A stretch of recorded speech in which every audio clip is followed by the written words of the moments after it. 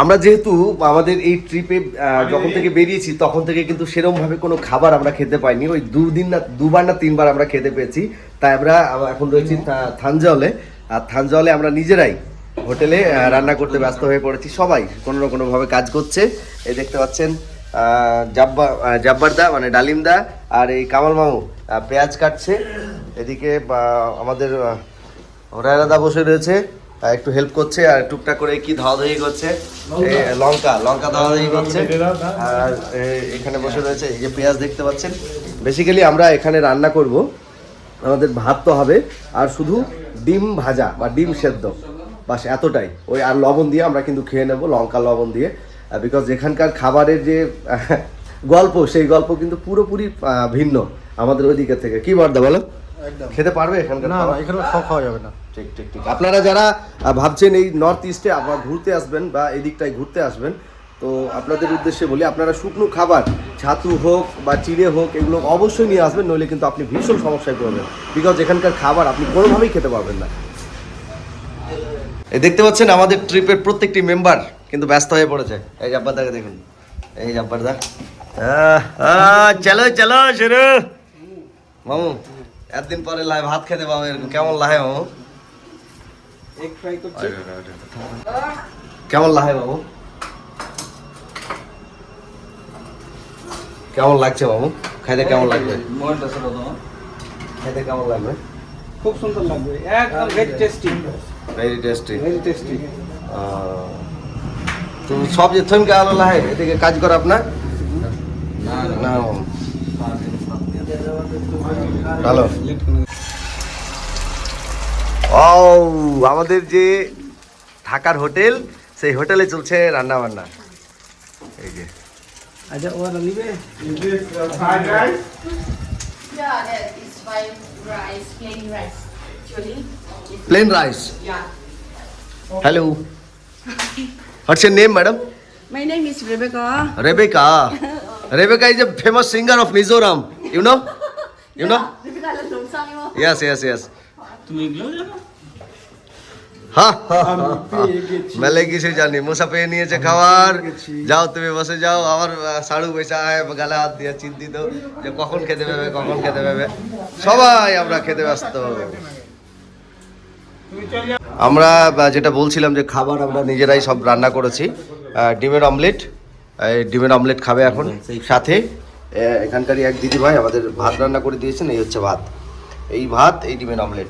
আমরা যেহেতু কদিন ধরে খাওয়া দাওয়া নেই, একদমই নেই, সুতরাং চেহারার পরিস্থিতি অনেকটা আশা করি খারাপ হয়ে গিয়ে হবে। হ্যাঁ, একটু বাদে আমরা সকলে মিলে একসাথে খেতে বসবো এবং কে কীরকম খাচ্ছে সেটাও দেখাবো। আমরা যেই হোটেলে ছিলাম সেই হোটেলে মানে থাইজলে নেম ব্রো PUIA। আচ্ছা, hotel Delight. Delight, Yes, hotel yes, Delight. Tenzed. This bro is the in charge of Hotel Delight. Not providing, like I can just show you about the Sightseeing. weather place. Also arrange the car. Yes, so much. Even the auto also I can do that. Hotel Delight. তো exactly এই যে ভাইটি রয়েছে, এই ভাইটি Hotel ডিলাইটের, you are also the in charge of Hotel Delight. Actually এই এই এই ভাইয়ের পুঁইয় এই ভাইয়ের যে আচরণ, সেই আচরণ খুবই ভালো।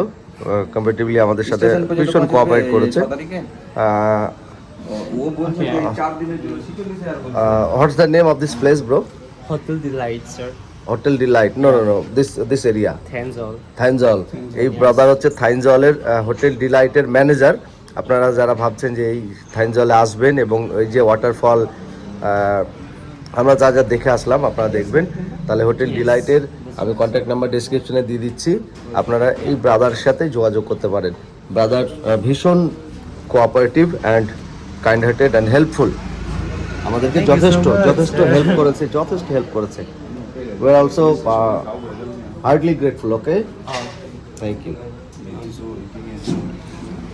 অ্যাকচুয়ালি আমরা বহুক্ষণ যাবত কিন্তু গাড়িতেই বসে রয়েছি, মানে আমাদের যে হোটেল ছিল সেই হোটেলেই বসে রয়েছিলাম একটা রুম করে, বিকজ বাইরে আপনারা যারা ভিডিওটি দেখছেন, আমার এই ব্লগটি দেখছেন, ওনাদের উদ্দেশ্যে বলছি, আপনারা যদি বাইরে কখনো আসেন বা বাইরে ঘুরতে যারা পছন্দ করেন, আউট অফ স্টেট যে কোনো জায়গাতে আপনি যান না কেন, কোনো এজেন্সির দ্বারা কিন্তু যাবেন না। আর আমরা অ্যাকচুয়ালি আমরা একটা এজেন্সির মারফত এখানে এসেছিলাম, সেই কারণে আমাদের গত যে কদিন থেকেছি সে কদিনেই মোটামুটি করে একটা তিক্ত অভিজ্ঞতা হয়েছে। তিক্ত অভিজ্ঞতা বলতে ভীষণ একটা তিক্ত বাজে একটা অভিজ্ঞতা। যে অভিজ্ঞতাটা আমি শেয়ার করছি না, বাট আপনাদের এটুকু সাজেস্ট করবো যে আপনারা কখনোই কোনোভাবেই আউট অফ স্টেট গেলে বাইরের কোনো এজেন্সি নেবেন না। হয় আপনারা 4 জন যাবেন, অথবা যদি গ্রুপে যান তবে আপনারা সেখানে যাওয়ার পরে ডিসাইড করবেন বা নেগোসিয়েট করে গাড়ি ভাড়া, হোটেল এগুলো সব করবেন। আদারওয়াইজ আপনি কিন্তু বড়সড় একটা প্রবলেম ফেস করতে পারেন। এটা আমরা আজকে এই আসার পরে আর কি, আমরা মিজোরাম ট্রিপে আসার পরে এটা আমাদের একটা নতুন করে অভিজ্ঞতা হলো, সেই কারণে ভাবলাম যে আপনাদের সাথে একটু শেয়ার করি। এবার আমরা এখন রয়েছি থানজাইলেই, ওখান থেকে আমরা বেরিয়ে মোস্ট প্রবাবলি রিক ভিলেজে আমরা যেতে পারি বা যাব।